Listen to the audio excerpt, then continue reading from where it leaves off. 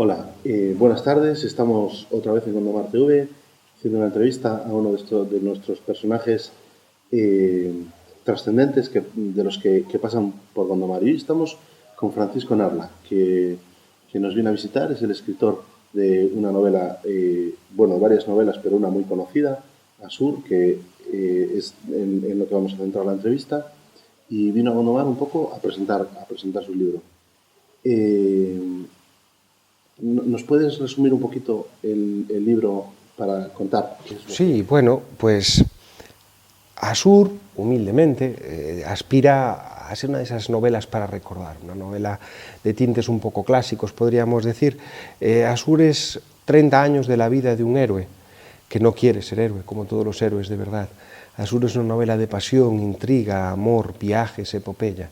En una España que no es España, dominada por los guerreros del Islam, por los hombres del califato, el terrible terror normando, los que hoy llamamos como vikingos, atacan.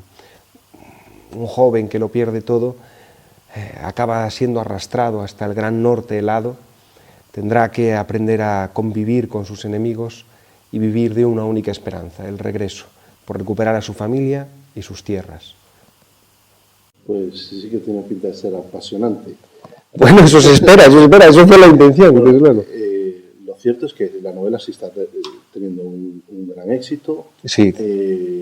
Yo leí por algún foro de internet que has estado en el número 1 de las ventas en el Círculo de Lectores durante el mes de marzo. Sí, de hecho creo que duró algo más, sí, ha estado muy bien, sí. Pues esto ya es un lujo. Bueno, por supuesto el escritor, a ver, un escritor no es más que un egocéntrico con mucho papel. Está claro que lo único que nos hace a nosotros escritores es el lector. Si el lector no transforma esa palabra impresa en emociones, sentimientos y pasiones, al final lo que yo haya hecho no sirve de nada. Entonces, la marcha económica de la novela, y lo digo tal cual, económica en cuanto a número de ventas, es maravilloso. A mí me encanta poder pagarme un chuletón y no tener que comerme un trocico de lomo en un menú del día. Pero eso no significa que lo importante sea esa marcha económica. Lo importante para mí, en lo que me ha sorprendido Asur, es en la cantidad de correos, de gente que me habla a través de las redes sociales y sobre todo que me cuenta esas experiencias que han convertido el libro en especial para ellos. Me refiero más bien al hecho de que se refieran a la novela como la historia de amor de Asur y Cire me ha parecido maravillosa y es la historia de amor que me gustaría vivir. La venganza que intenta cobrarse Asur es la que siempre imaginé o es como la imaginé. Cuando a Asur le pasa esto estuve a punto de llorar. Esas son las cosas que realmente gratifican. Por supuesto, no quiero decir que el dinero no venga bien, pero lo que gratifica para mí es que Asur ha parecido calar especialmente en el alma de los lectores. ¿Cuándo uno se da cuenta de que es escritor? Quiero decir, ¿cuándo tú te das cuenta que, digo, voy a escribir una novela porque me apetece escribir una novela, con la idea de escribir una novela, vamos, o sea... Pero la primera, ¿te refieres a la primera novela? Porque esta no es tu profesión, o sea, tú eres piloto. Bueno, yo he sido muchas cosas, he vendido enciclopedias puerta a puerta, he trabajado en sitio forestal, he sido dependiente de una tienda de acuarios y bueno, con el tiempo y mucho esfuerzo después de acabar mis estudios universitarios y tal, conseguí convertirme en piloto de línea aérea. A ver, en mi caso, y yo puedo hablar por mi caso, yo he escrito siempre, desde que era un niño. Siempre ando con mis cuadernitos y contaba historias, mis relatos, pequeños cuentos. Ahora bien, de ahí a escribir una novela me dio un abismo. Con esto quiero decir, siempre he sabido que me gustaba escribir.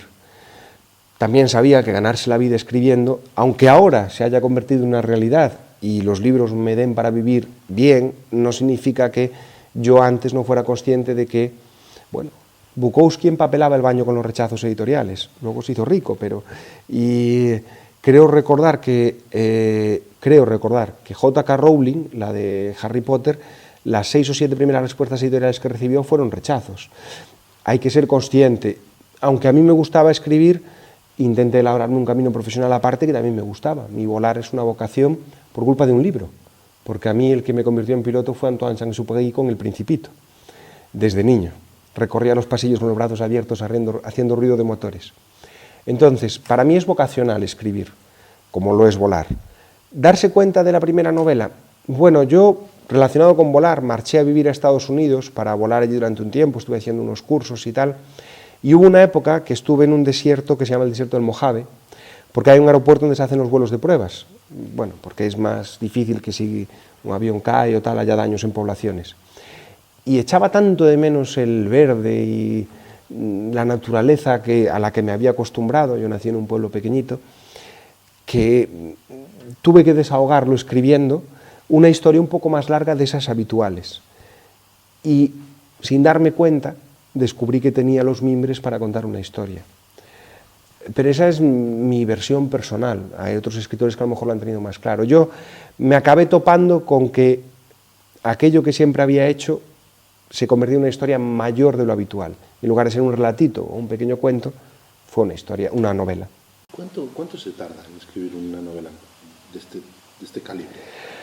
Bueno, eso es muy variable, porque, por ejemplo, si la novela no necesita tanta documentación o tanto estudio como Asur, al ser una novela histórica, Asur necesita beber de muchas fuentes, y no solo de la historia. En Asur se habla de esgrima medieval, se habla de tiro con arco medieval, se habla de medicina medieval, se habla de navegación, y yo tenía que hacerlo bien o quería hacerlo bien. Por ejemplo, a mí como lector yo soy muy aficionado al tiro con arco. Cuando en un libro o una novela yo leo escenas de tiro con arco, debo decir que en la mayoría de las ocasiones me decepcionan, porque no tienen nada que ver con el tiro con arco de verdad. Entonces yo intento, de la misma manera como escritor, no defraudar a ese lector, se dedica a tirar con arco o sea médico. Los remedios, las cosas de las que se hablan, por ejemplo, hablando de medicina en Asur, de usar el agua de rosas, hacer sutura con cabello humano, se usaba en la época medieval. Y yo creo que me debo a mis lectores. Habrá un lector que sepa de medicina, otro que sepa de navegación, y no debo fallarles. Entonces, documentar una novela tan compleja como Asur lleva bastante más tiempo que una novela más sencilla. En mi caso, yo, para una novela del tipo de Asur, 1 año y medio, más o menos.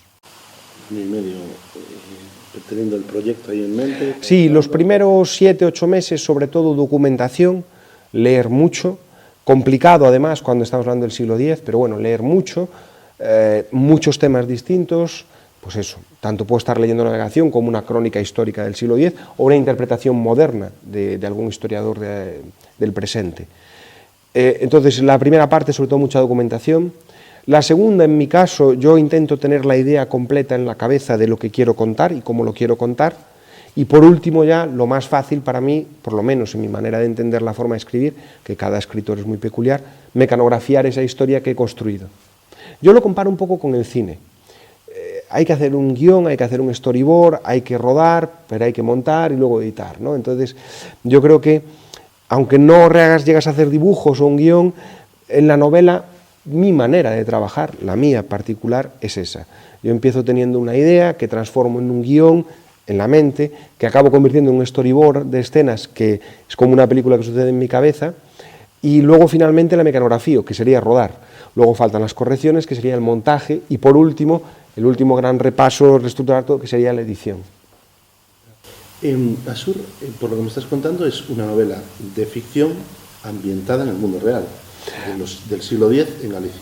Bueno, en Galicia hay muchos sitios. Con Asur recorreremos la Galicia del siglo X, recorreremos la Noruega del siglo X, la Islandia del siglo X, la Groenlandia del siglo X, el Canadá del siglo X y la Inglaterra del siglo X.